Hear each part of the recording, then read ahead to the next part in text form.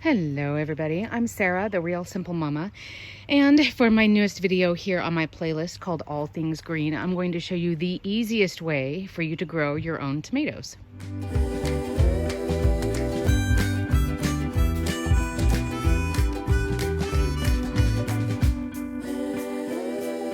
So it's raining here and I'm trying to keep the noise in the background to a minimum, but let's jump right into the content. It is possible for you to go and buy tomato plants from your local nursery, grocery store, wherever, and they're usually not that expensive. They should be under $5 a plant, but really I'll tell you right now, you're paying for convenience. You're not paying for a plant that's really hard to grow. You're just having somebody else save you the time.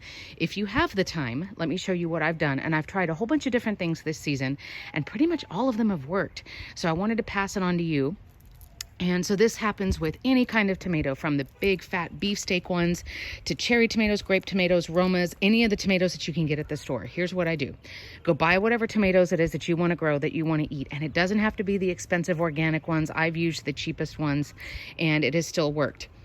It is also okay if they are a little bit bruised, a little bit overripe. That's totally fine. My chickens are mad because they see the tomato and they don't get to eat this one. Haha.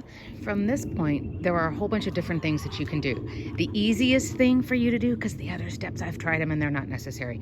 The easiest thing for you to do is just to take a thin slice of tomato. Yes, that's juicy. Yes, that you just cut. It's still fresh, with everything on it. And of course, what you're looking for is seeds, right? Seeds is what you want. And you're gonna lay it in the soil and then cover it with a thin layer of dirt. That's all you've got to do. I've seen people who pick out each individual seed and they dry them lovingly on paper towels and stuff. You can certainly do that if you want to, but I'm just letting you know you don't have to. So what you would do is take one slice, yes, with all of the gunk and everything else that's with it, and I'm gonna lay it just smack in the middle, and I'm gonna cover it with soil. Pat it down, not completely, but we don't want a ton of like gaps of air because that's harder for the plants to root. And then I always use, like, I get them at Dollar Tree. I get the little plastic plant stakes. You write on them with a Sharpie and I write what plant it is and when I planted it. So this is another Campari tomato, and then I would put May 21st because I know that's when I stuck it in the ground. You're gonna water it pretty well, and then you're gonna put it somewhere where it's protected and it's gonna get sun. Now you don't want it to be like, you know, under an awning where it doesn't get any sun at all, but you also don't want it to be like out in the middle of nowhere where there's no shade at all, especially if you're somewhere really hot and sunny like I am. I am in USDA zone 8B. So we're already getting temperatures in the 90s. And then you're going to keep it pretty wet, which means you're going to want to water at least once every other day.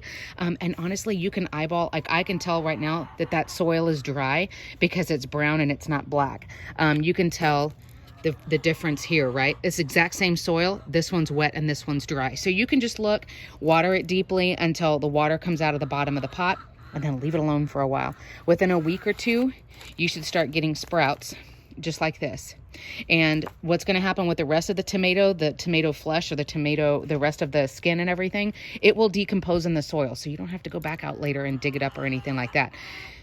So then, where each seed you had, I have some angry chickens, each seed that you have is now going to turn into its own tomato plant. When they get about 2 inches tall, so like these guys, I'm actually going to gently dump the pot out on its side, and I'm going to gently separate each plant and put them in their own pot at that point. If you wait too long, you'll notice, like, man, my plants were doing amazing and now they're starting to die. It's because now they're competing for the same nutrients. They got too big. So by the time they're about 2 inches tall, gently, here, I'll just start showing you, trying to do it with one hand.